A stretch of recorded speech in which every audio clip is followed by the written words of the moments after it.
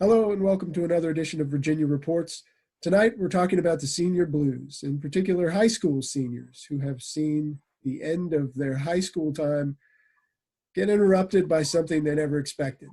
We're talking to a few folks tonight who have some personal perspective on that. We have Sydney Haulenbeek, who is a graduating senior at Kempsville High School. We also have Kara Peters, who is a graduating senior at Granby High School. And of course, we have Kara Peters, who's joined us before as part of the Virginia Reports project. Let's start with you, Sydney. You're right in the middle of all this and dealing with a lot of impacts from the coronavirus crisis on the end of your high school education. Tell us what you're going through and give us some details about some of the issues that high school seniors are facing. It's more than just missing graduation. Yes, for sure it is. A lot of seniors right now are losing a lot of milestone moments. They're losing prom, their senior field trip, senior prank, senior night, yearbook signing. In addition to that, there's a definite lack of closure. We lost off in the middle of our school year. And as for graduation ceremonies, they're uncertain right now. Some districts have canceled graduation, some are trying to go virtual. There's also been the online element. We're all planning on, not all of us, many students are planning on entering college, and right now college information is more difficult to obtain. You can't go and tour the campus right now. Orientation is going to be online. And for some students that really relied on being able to access information from their teachers or from their counselors, they're losing that as well. Sydney, what's been the most difficult part for you? I know when we were talking earlier, you were mentioning that different classes are functioning different ways. Has that been an issue? And what other things have you seen as a problem? So it's been very difficult just losing quite abruptly that connection. You get quite used to your routine. You do the same thing every day. And when we left, it was just a normal school day. Nobody had any idea that would be our last day at school. And it's also been interesting to see how different classes are performing, because some classes are continuing to try and push for that normality. They want to do calls, they want to do Zoom calls, and other classes, it's an entirely different experience where there's a lot less going on and it's basically just reviewing the material. Some teachers have tried really hard to continue to reach out, but you're never quite going to get back that time lost, that end of the year, or your chance to say your goodbyes. Sure. Kara, I'm going to turn it over to you here in a second, because obviously since UVA closed their campus as well, you've been back home. So you've seen sort of firsthand what Corey's been going through. So I'm going to turn it over to you and let the two of you tell us what's going on in the Peters household. Absolutely. So yes, I am a rising fourth year at the University of Virginia, and my brother definitely has some similar sentiments of what Sydney is going through.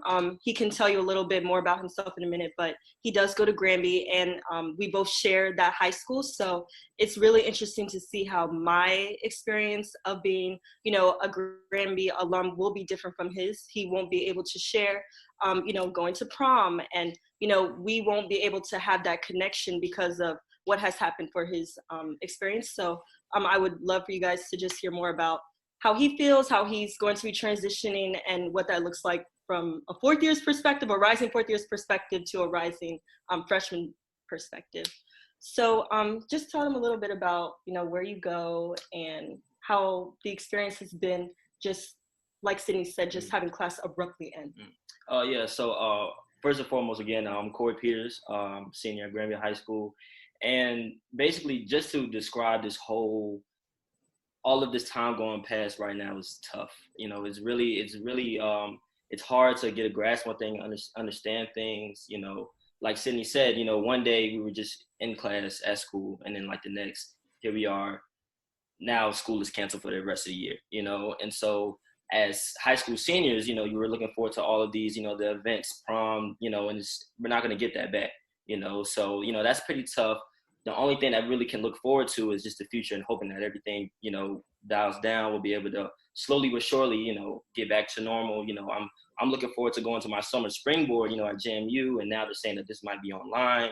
I'm hoping to meet new roommates and this and that. And I won't be able to witness those opportunities, you know, and really go full-fledged into the, you know, the transformation from high school to college, being that the COVID-19 outbreak has stunted most of our events to this point. So it's pretty tough.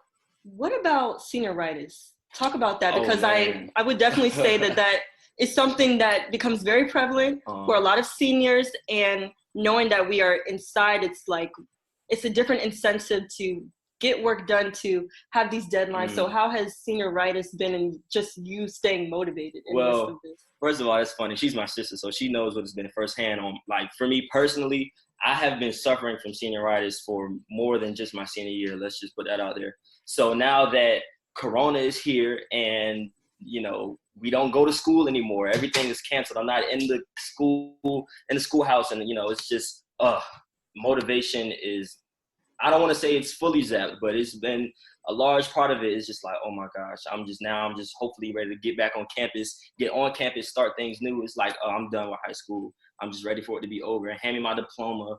You know, you mean to tell me I've been out of school for how many months now and I'm still having work? Like, oh my goodness, you know, it's tough. You know, I still have to do it. I know I still have to do it. It gets done now, but the motivation aspect is tough, you know, trying to self-motivate during this time. So you mentioned JMU, for those who don't know, James Madison University. And, you know, college orientation is something that a lot of, you know, high school seniors look forward to, you know, to meet new people, to get, you know, that first-hand experience about the university. And, you know, while I was able to experience that with Days on the Line, meet my roommate, have those relationships instilled early, it's a little different for you. So I believe they call it choices at JMU. So explain to them kind of like your orientation experience thus far. Orientation was, oh my gosh, it was the absolute opposite of what I thought and what I was hoping to be going into, you know, for my, you know, JMU freshman orientation. It was online, it went virtual. They did the very best they could with the situation that we had to deal with. So, you know, I don't blame them for that. But, you know, basically when you go to orientation, you want to meet new people, meet your classmates, meet new people that, you know, you may be majoring with, you know, you want to meet your classmates.